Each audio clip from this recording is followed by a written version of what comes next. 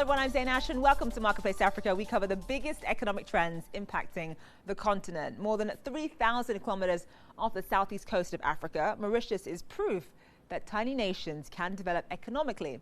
And not just because their blue waters and endless white beaches attract tourists, but because the country has been open to world trade and investment. In fact, exports and imports contribute 98% to the island's GDP, and that's meant more jobs and higher salaries. According to a report by Afrasia Bank and New World Wealth, the average wealth per person stood at close to $33,000 in 2017, making Mauritius the richest country in Africa.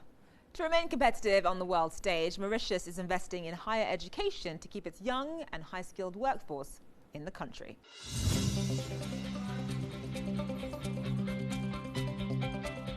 Busy studying away, Jeremy is a psychology major at Middlesex University. But the thing is, it's not the Middlesex you're thinking of.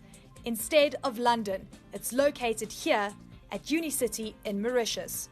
A 350-hectare so-called smart city on the island nation's west coast, Unicity has almost everything: residential, business, recreation, and of course its education hub. With almost 2,500 students as of January last year, from the nursery level up to university, Unicity is hoping the education found here can compete with the rest of the world. So far, it's been enough for Jeremy.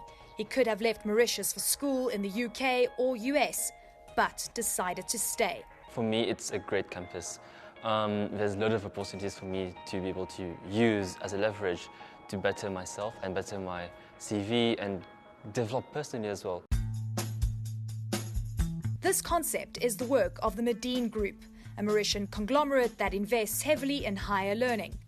Working in partnership with the government, Medine's plan is to keep students from leaving Africa for universities overseas, preventing so-called brain drain. By offering quality institutions that have been well thought through, all these institutions, you have to do internships during your studies. So you already have a relationship with the industry, and that gives you a good feel and a better chance of employability. By collaborating with international institutions that provide foreign degrees and accreditation, students in Mauritius graduate with internationally recognized qualifications without leaving Africa. There's no difference between the UK and here with regards to what I'm getting. The quality is the same, the education is the same, and the opportunities are the same. And opportunities for the continent seem to be growing. Just look at the International Monetary Fund's report of fastest growing economies this year. 6 out of 10 are in Africa. And according to research done by Paxter, an education consulting firm, the number of Africa's university-level students will grow by 1.2 million every year until 2030. We need to make sure that we retain those students, make sure that they are trained properly, but at the same time provide the opportunities for them to be absorbed in the local economy. Unicity is doing this by partnering its universities with international companies that provide resources to cultivate the talent needed in their industries. The hope is these partnerships will advance research and innovation while also attracting foreign investment into the country.